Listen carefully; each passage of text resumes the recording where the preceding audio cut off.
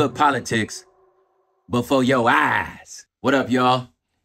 So this is the most crossover collaboration of themes of shows I've done for a while. Actually, ever. Because this is Lessons from the Big Three and You Wasn't Outside all in one.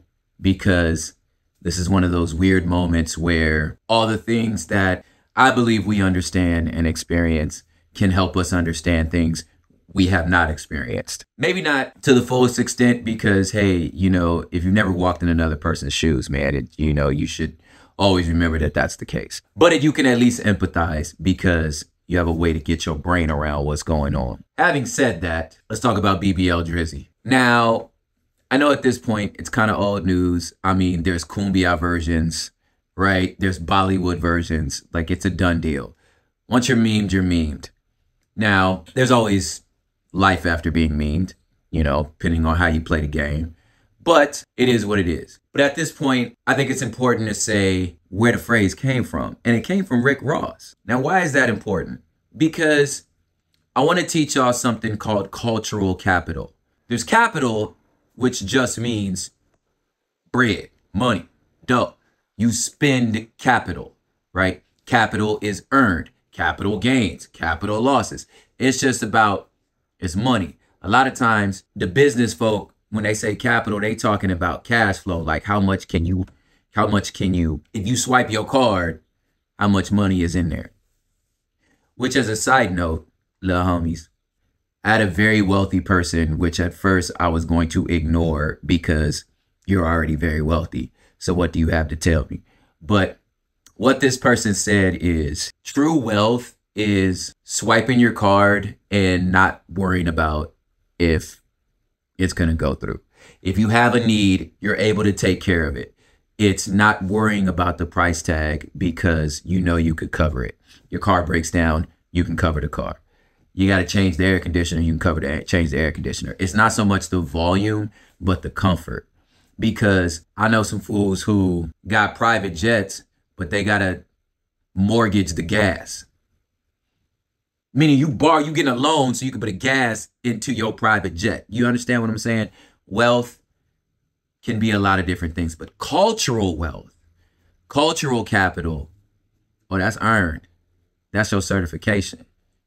That's respect due. When you come from where we come from, a lot of times you have people who are, you walk into a room, you got the loud ones, you got the funny ones, you know, you ever heard the phrase, it's the quiet ones you got to watch? That sometimes is very true. But sometimes I heard, as a matter of fact, I heard Beanie Siegel in an interview talking about like, man, sometimes you meet the plug and you like, yo, he the plug? The plug is the guy you're buying the drugs from.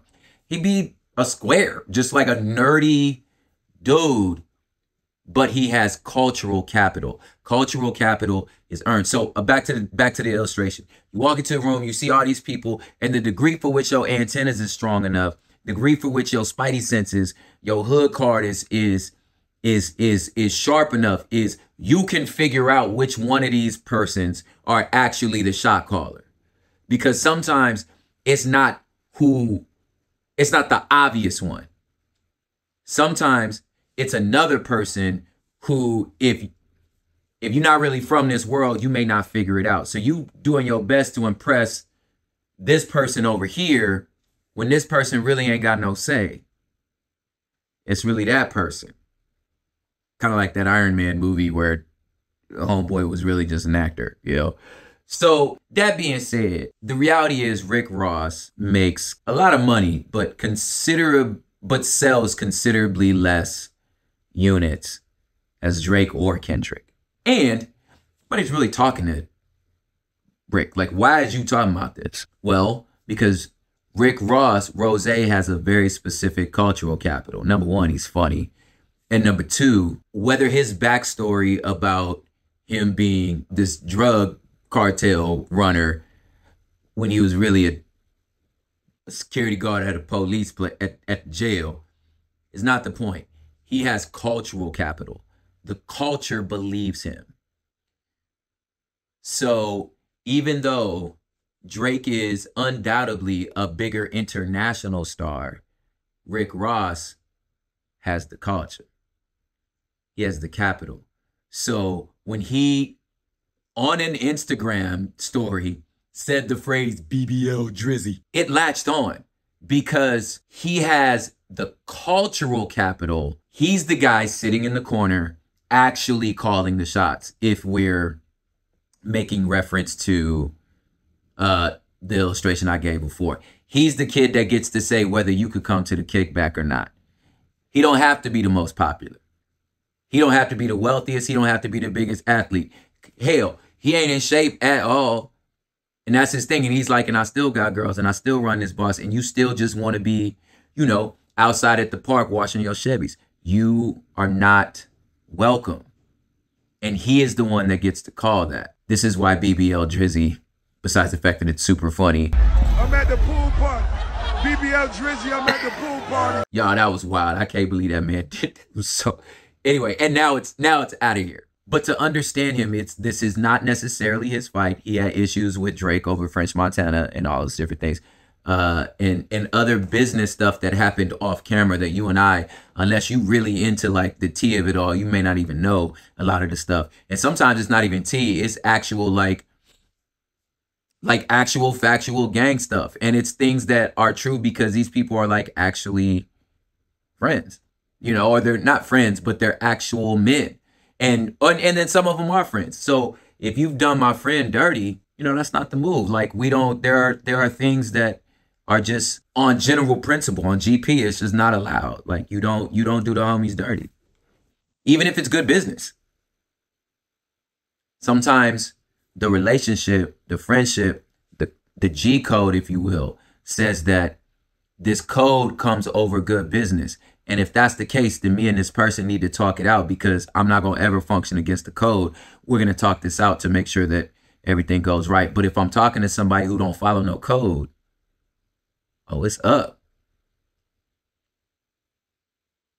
But Ross gets to call the shot because he's Ricky Rozay. And Black culture, over the years, he's built up the type of capital that it takes to be able to move crowds like that and to be able to move people. What that got to do with Iran? Watch this. Well, if you recall a few weeks ago, Israel decided to stop shooting at Hamas for a second and shot a missile directly at Iran. Now, that so rarely happens. Matter of fact, I don't think it ever had at that I can remember, especially in this thing. Now, why would they shoot at them? Like, ain't nobody talking to you, right? And then Iran shot back, right? Now, granted, it didn't work because of the Iron Dome, but they was like, listen, don't pop off again, man. Like, and Israel popped off again, like, man, I don't care about y'all. I say what I got to say to y'all. I do what I got to do with y'all, right? Why in the world, what does Iran have to do with this? Iran, it's pretty widely known, is the shot caller, if you will. The people that are funding financially and in spirit and motivation, people like Hamas and Hezbollah, because their attitude is, now follow me, the West doesn't belong here. Now, this is in no way a defense of the Islamic regime of Iran. Please remember, these are the same people that killed the young lady for her not wearing her hijab right. This is a grossly recessive and repressive regime. So please don't hear that. They are not heroes. If you right now are pulling for a ceasefire and you want the Israeli military to be defeated, Iran is not your heroes. Okay, so let's remember that. All right. But Iran, at the same time, here's the overlap. Iran got a problem with how the U.S. moves. And to them, the U.S. moves the same way Israel moves, because Israel moves like they're not like us. Israel, according to the collective cultural understanding of what it means to be from the Middle East, to be Arab, they don't move like we move. And since you decided you wanted to be like the white folks, America, look, I'm going to stop you. I'm going to resist you at every angle I can. So in a lot of ways, whether it's the Houthis, Hezbollah, or Hamas, who all have their own reasons for doing what they're doing, right? just like The Weeknd, just like A$AP Rocky, just like Kendrick. All of them have their own reasons for what they doing. Now, I'm not saying, don't make the comparison. I'm saying Ricky is in charge of all of them. But what I am saying is, in the same way that this fight doesn't seem like it involves Iran, it does, because it involves the culture. And because Iran can move the culture, because Iran believes that anything that sides with the West in the way that Israel sides with the West, because of course, Iran will take our money. They like nukes. You know what I'm saying? So the point being, they will never trust somebody who trusts the US, the G7, the European world. Because at the end of the day, they believe they will never have, which is, I mean, us, me, will never have the Arab person's best interests in mind. So they like, we're going to push back whatever. You are not like us. Yeah. So it's not that Iran's not involved. They are absolutely involved. They just involved from over there. Now, why this was so historic was because Iran never actually jumps in directly. Therefore, Israel don't ever actually jump in directly towards Iran. But this time it happened. Now, that being said, you get to now where the ratcheting up of violence has continued to happen. And unfortunately, the way that war works, with the attitude for which Israel has taken, your only solution, because there's no, I mean, what's the alternative? How does this end? There are people inside of the Israeli government that are ready to tap out because there's no plan. Like, what are we going to do after? What are we going to do when the bomb stops?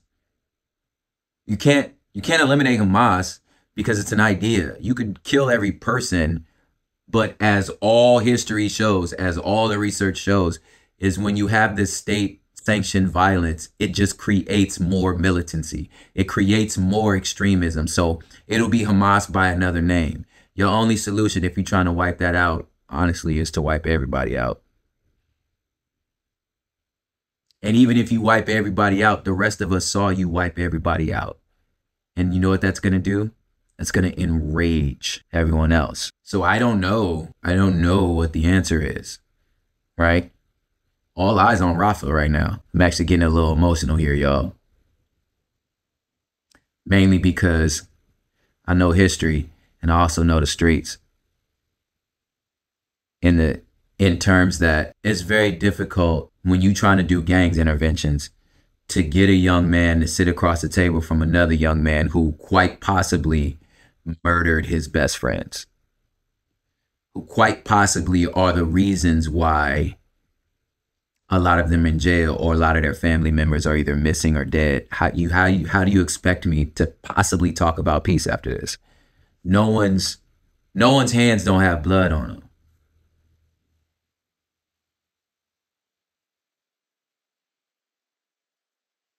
In the middle of that, I think about dear friends and family members who I personally lost. Because a handful of people who really don't speak for all of us couldn't agree on an imaginary line. This started off kind of funny to talk about BBL Drizzy, but dang. So Iran has what I'm trying to teach y'all, cultural capital, in the same way that Ross has cultural capital. And because they have that cultural capital, and on top of that with Iran, they have actual capital, the way they feel about this recent uptick of violence is actually very, very important. BBL Drizzy. Woo! All right, y'all. Politics.